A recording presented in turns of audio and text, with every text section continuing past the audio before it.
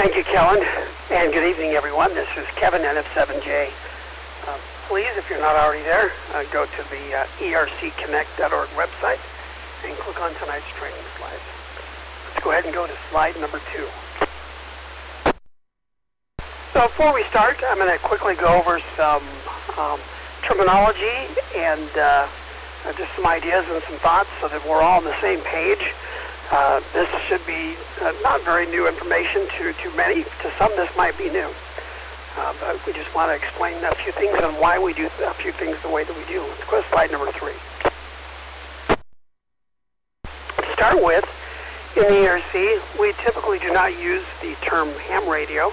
We prefer instead to use the official radio service name, which is amateur radio. It's analogous to the name of the church. The actual name of the church is the Church of Jesus Christ of Latter-day Saints. And the nickname that we've been known by for a long time is the Mormon Church. But we've kind of distanced ourselves a little bit so that we can help everyone understand the actual and true name of the church. And so the same thing goes along with amateur radio as opposed to ham radio. The ERC uses emergency communications, and we would prefer to be associated with emergency communications and not with the hobby of ham radio. ERC is church emergency communications, and ham radio sometimes carries a negative connotation with some, and so we've opted to prefer to use the term amateur radio. Also, emergency communication specialists, or ECSs, are those with a calling that are dedicated to either an area, a coordinating council, a stake, or a ward. Let's go to slide number 4. So at the area level, the area presidencies and the area welfare and self-reliance managers can use the headquarters and the area emergency communication specialists, or ECSs, and their teams. At the coordinating council level, and also with the area 70s and the local welfare and self-reliance managers, they may have access to coordinating council emergency communication specialists and their teams. At the stake or district level, the stake president and also their stake council can leverage their stake ECS and their communications team. Likewise, at the ward level, bishops and or branch presidents, they can leverage their ward emergency communication specialists and teams. It's really the same basic calling, just applied to different organization levels. The responsibilities are very similar. That is to enhance a leader's ability to communicate prior to and during disaster response, and to serve beside them, and also to be familiar with and to recommend various communication options for that leader and their council, whether it's state council, ward council, or other, and to assist with the development of emergency plans. In many cases, it is also to understand civil emergency coordination and communication. We're going to talk a little bit more about that here in just a minute. Let's go to slide number 5. So, emergency communications for the church, it started off as a program called the Emergency Response Radio System. But long after this was stood up, it was changed to the Emergency Response Communications Program to emphasize the use of all forms of communication, not just radio. Also, we all know that amateur radio is, without a doubt, our most valuable tool, but it's not our only tool. In addition to amateur radio, we have access to other technologies, including FRS and GMRS, to MERS, to commercial radio, to internet technologies, including satellite internet services, as well as satellite phones. And there may be other things in the future that we have utilized. So we utilize whatever form or means of communication is available to us and provides the service that we need. Go to slide number 6. So in an emergency, the last thing that you want to be is a castaway on a deserted island with no connection to the outside world. Having said that, there are many that kind of prefer to be that. They feel like they're self-sufficient and they don't really need to communicate with others. Well, my personal feeling is that's not a wise plan. You always want to be capable of communicating and coordinating with others in an emergency. What some forget is that in a real emergency, if you're directly affected by it, you're not likely going to be the one or the ones that are providing the emergency response, including communications. When you're directly impacted, you're busy taking care of yourself and your family and those around you, and really not able to be first responders or provide emergency communication. That's where all of us come to the aid of those in need. And this requires us to be able to communicate and coordinate with others outside of our own organizations. So therefore, you never want to be on a deserted island by yourself. So how do we communicate in an emergency? Well, let's kind of talk about how that might look. Let's go to slide number 7. In the Gospel Library, under Emergency Communication Guidelines, there is this text, and I'll quote from those guidelines. It states that the Church's objective in establishing emergency communication is to ensure that critical information can be received and conveyed. Church leaders, members, and civil authorities rely on these crucial messages and communication channels before, during, and after a disaster. So this graphic depicts the two-way flow of information between the area presidency and area 70s, state commission presidents, bishops and ward councils, members and missionaries. This communication flow is described in the Church Emergency Communication Guidelines, and that's where this graphic comes from. Let's take this graphic and let's look at how could this be implemented in reality. Go to slide number 8. So this two-way communication flow might look something like this. On the left, you might have the area welfare manager, area presidents, and other resources that are located at church headquarters or through our church headquarters. Then you have the areas. For those that are unaware, in North America, there are 7 areas. And there are 6 areas for the United States, and Canada used to be a part of the central area of the United States, but it has now been split off into its own area. So there are now 7 areas in North America. We are in the central area, which happens to cover the largest swath of land mass in the United States for the church, and so that's where we are. We're on the western side of that, but we are part of the central area.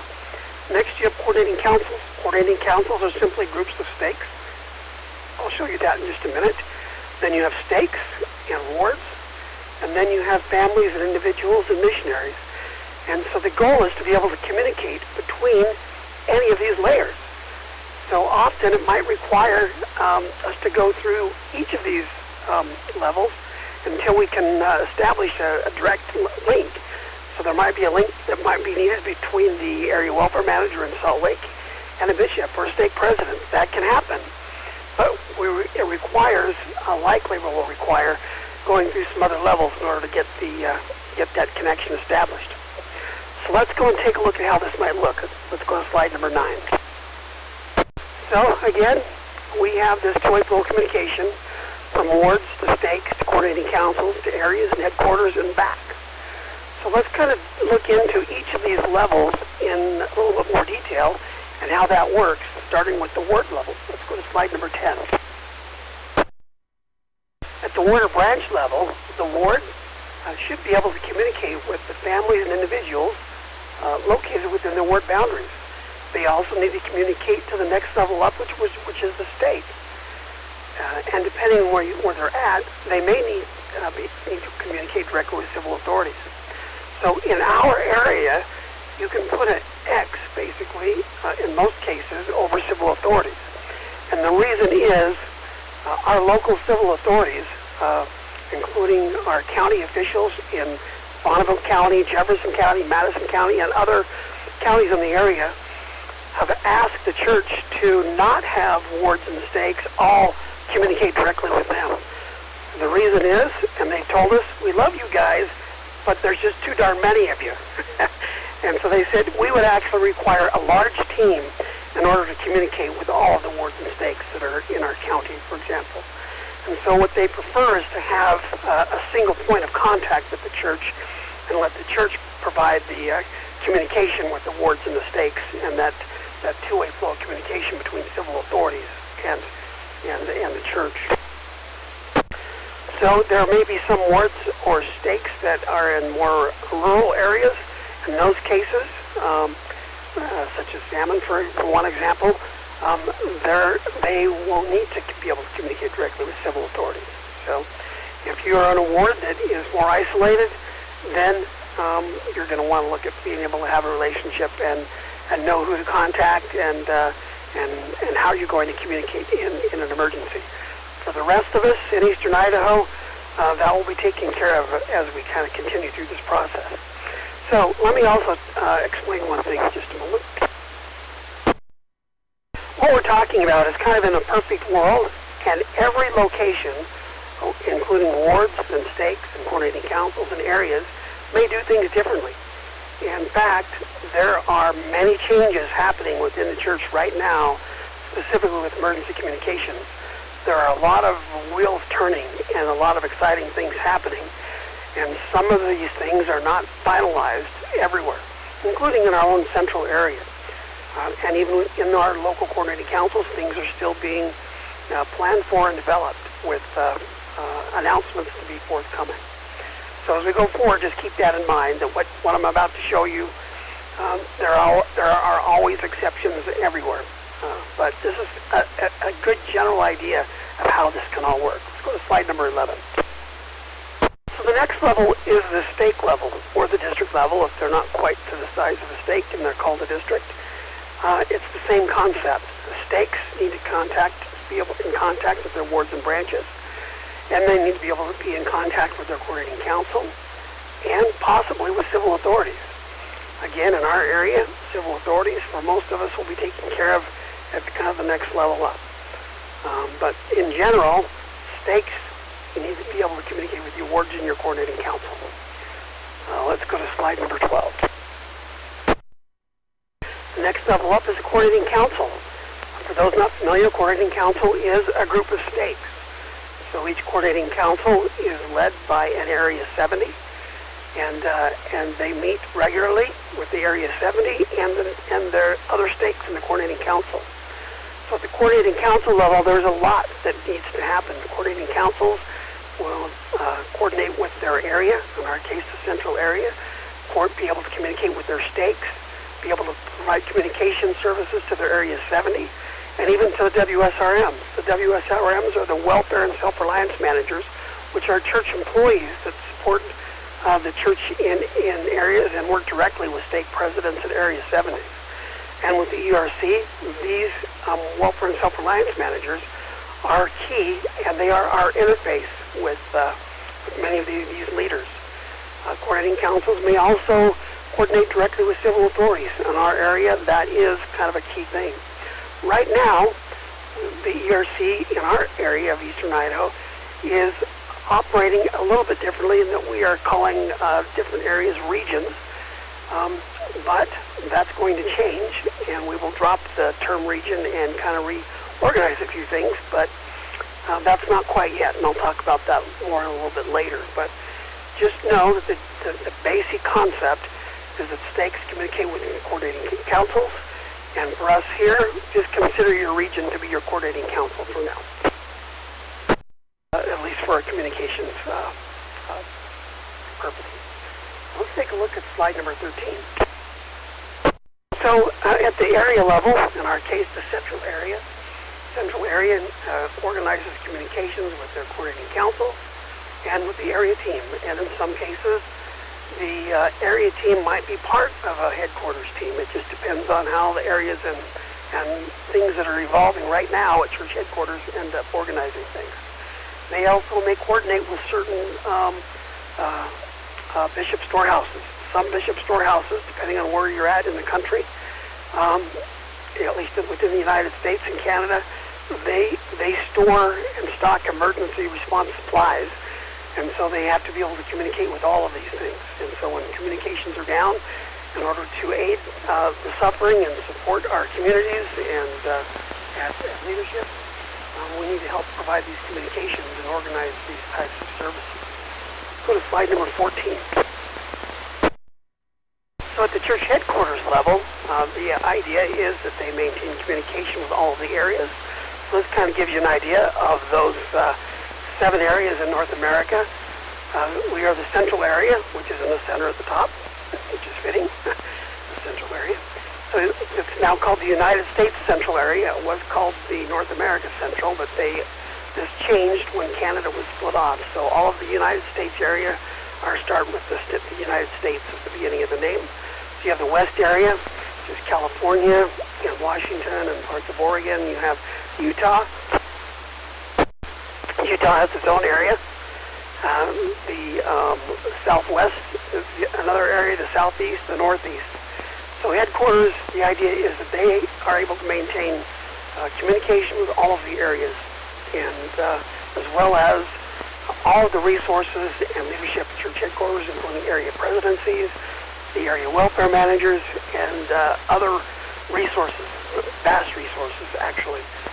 And so in a nutshell, this is how things can happen. Again, the actual implementation everywhere will depend on a lot of things. So this is in some ways theoretical, in other ways how it happens. So it just depends on where and how and when. So let's go to slide number 15.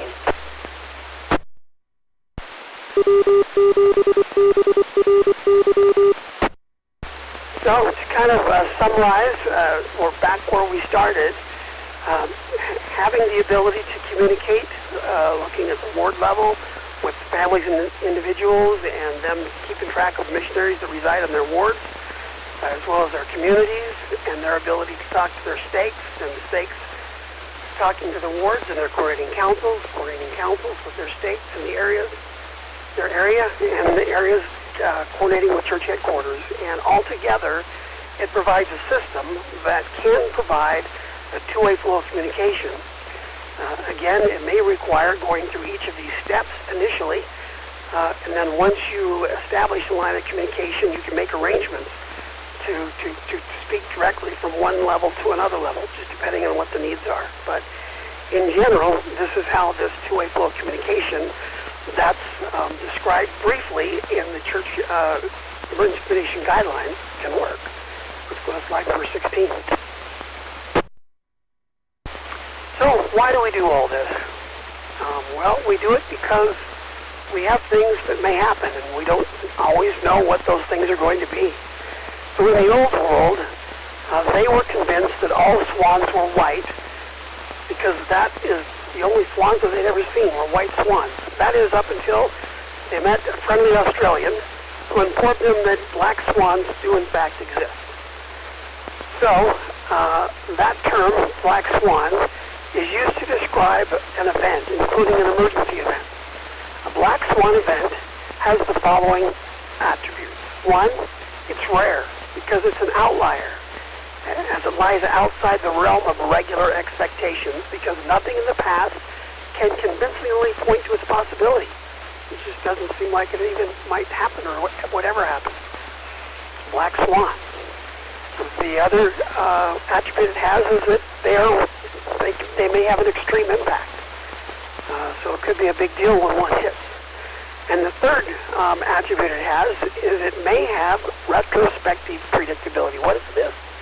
It means that in spite of its outlier status, human nature makes us invent explanations for its occurrence after the fact, making it then explainable and predictable.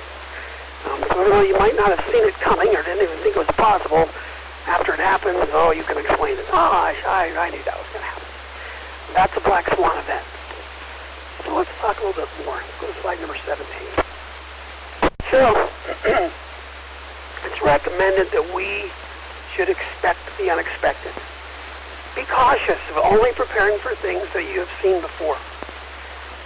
One way to do this is to plan for potential impacts and not previously experienced events. So, we can't prepare for every conceivable event, so we can prepare for the impacts of any event.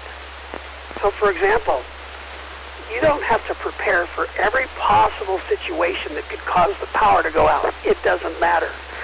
The only thing you need to prepare for is what you do when the power does go out, regardless of what caused it to go out. There is a good brother, Doug Rainier, who was over the church's program at church headquarters, the ERC program, who once told me that you don't need to prepare for everything, you just need to prepare for anything. And it took me a while before I really realized what he meant. And I believe what he meant is exactly this concept that we need to prepare for impacts and not the events that cause the impacts. Go to slide number 18. So over time, it's possible that the world may see many black swan events occur. Things that we've never seen before, we've never experienced before. We have warnings, and we should prepare accordingly. Let's go to slide number 19. Okay, kind of went through that fairly quickly. Most of it was probably not new, but I'll pause now for questions or comments. This is NF7J. Please come with your call sign.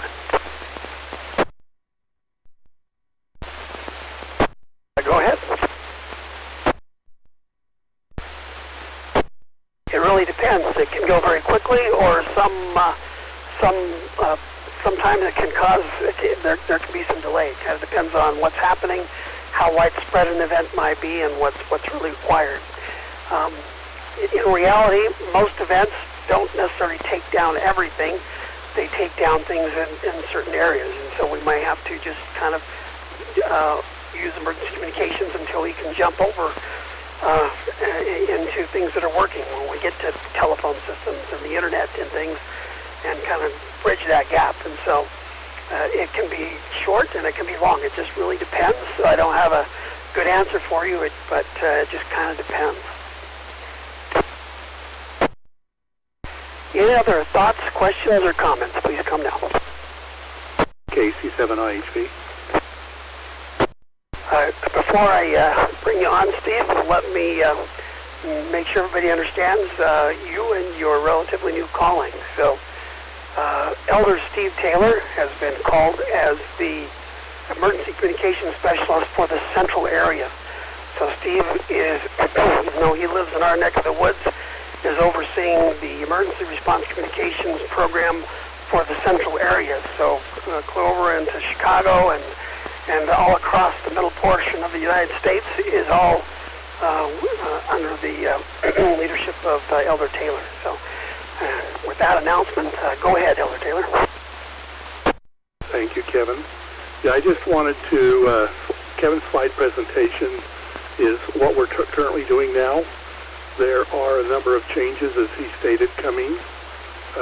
One change will be that the stakes and the Area 70s will be working with the Welfare and Self-Reliance Manager. But that doesn't show on the images that were shown, but that's coming, and that's in the process of being approved. The other thing I might add is that in the handbook now it states that a stake, ECS as we have understood them, the term now is going to be called Welfare and Self-Reliance Emergency Communications Specialist. And I've spoke to a couple of stakes that have actually made that change already under the direction of their stake president. Anyway, great presentation, and stay tuned because there's a whole lot of changes. We're moving away from the storehouse scenario, but we're not going to abandon it until we have everything else in place. So as we move underneath what's called a coordinating council rather than a region, it'll make a few changes in the way we do nets, but for the most part, as a community, we all still work together. So I guess stay tuned because things are still happening and will continue for some time. This is KC7IHB and back to net. Thank you, Steve. Appreciate that.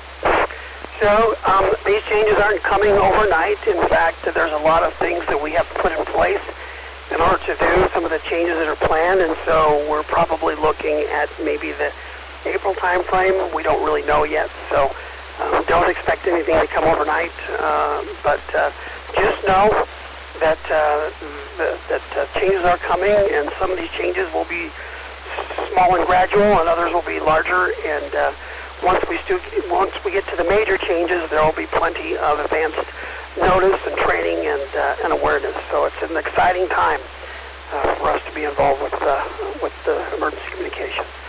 I'll pause one more time for any comments or questions. Please come down. Kilo India 7, Mike Hotel X-ray. Mike Hotel X-ray, go ahead. I have a question on slide 12. Points off to the left side with WSRM. I don't understand that. Explain that to me. I can. Let me try to make it a little more clear. So that is the Welfare and Self-Reliance Managers. So the Welfare and Self-Reliance Managers are church employees that are located all across the church. And so we have local Welfare and Self-Reliance Managers that directly support stake presidents in Area 70s. And in an emergency, they will help to coordinate relief efforts and supplies. And so they are an important part of this equation. But they're going to need help. They're going to need help communicating. And so these slides, as Steve pointed out, depict communications and who needs to be able to communicate. But yeah, the WSRMs or the Welfare and Self-Reliance Managers are the key interface with stake presidents in Area 70s. But they may need our help in conducting those communications. So this kind of shows that communication channel. So at church headquarters, there is an AWSRM, or Area Welfare and Self-Reliance Manager. You can think of him as kind of the overall manager for all of the local WSRMs, or Welfare and Self-Reliance Managers, across the area. And so it's all within the Welfare Department, and that's kind of where this all lies, including the ERC program.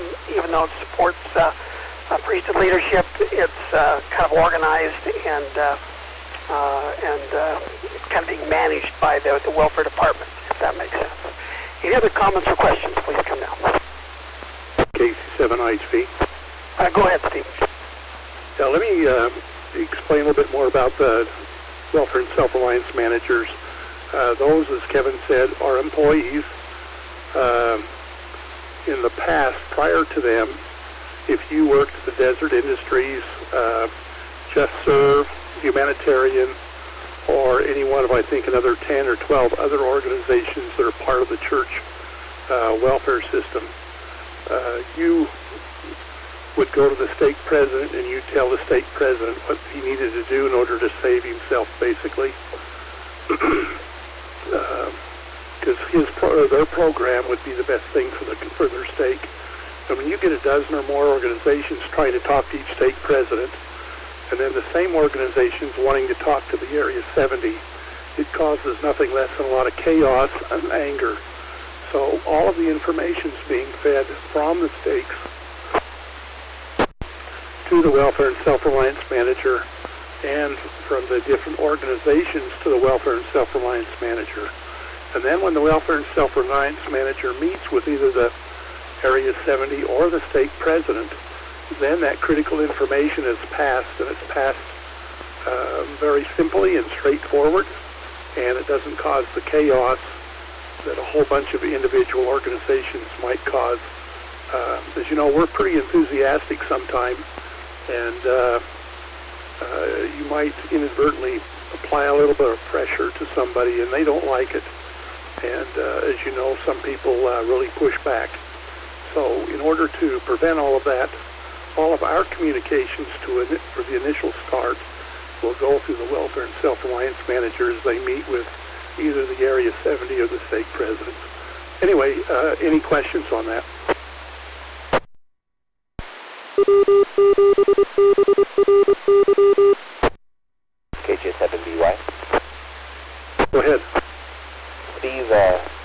as our titles are now changing, we'll be given direction on how that is to be officially spelled out in our Board of State respective callings, and will we get an email or further direction from you all? How will that work, KG7BY? We're going to be putting on some Zoom meetings for all of the ERC people at any level, and we'll start explaining how this process is going to work. We're in the process of getting things put together and getting it approved. We can't just put slides together like we've been doing and spread them out across the whole area. They need to be approved by Salt Lake, such that we're not stepping or impeding something, because whatever comes out is going to be considered gospel, if you will, and they want to make sure that that's the right information to be sending out to everyone. So it'll take a little bit of time. We've got some of the things put together and already approved, and others we're still generating. So as Kevin said, this is a work in motion, so hang in there. We're moving in that direction, and hopefully that answers your question. Any other questions? Estimated time of this change. Is that a question for me? Affirm, please. It was. I didn't understand it. KG7BY again. How long before these changes will be relayed to us? Over the next few weeks and months. Some of the stuff we're ready to send out now, but if we're going to start sending information out, we need to have other stuff to back it up, and that's what we're working on right now. So as fast as we can put this together, I have 2 assistants, one in Iowa, one in Kansas, and we're working on getting more church service missionaries, and I have a total of 8 spread across between Chicago and La Grande, Oregon. And so there's only going to be 1 or 2 in Idaho, and 1 in Denver or Colorado, 1 in Montana, 1 in Kansas, 1 in Michigan, or not Michigan, but Minnesota, 1 in Illinois. Can't remember where the others will be, but that's kind of what's 1 in Boise, if I didn't say that. So that's kind of, we got to get those people called, we got to get them trained, and then we'll start rolling things forward. But we want to take all of the different ERC organizations and move them forward at the same time, so that we don't have people complaining that they didn't get to move and somebody's doing one thing and somebody else gets to do something else. And in addition to that, the other areas, Utah, the southwest, the northeast, the north, or the southeast, and the west areas are also trying to do this, and the area presidencies are trying to keep up with where we're headed, and that's critical. So a lot of different wheels turning, and that's kind of where we're at right now. It's going to take a little bit of time, but we're moving. This is KC7HB. Thank you, Steve. So for tonight's presentation, consider this just advance notice. Again, nothing's going to be happening overnight. It's going to take, in some cases, it's going to take some months before this is all ready to move forward. So don't get too anxious. Just know that some really good changes are coming, but it's going to take a little bit of time. And this is kind of your advance notice. I'll pause one last time. Any comments or questions, please come now. Okay, thank you very much. This is NF7J, back to net control.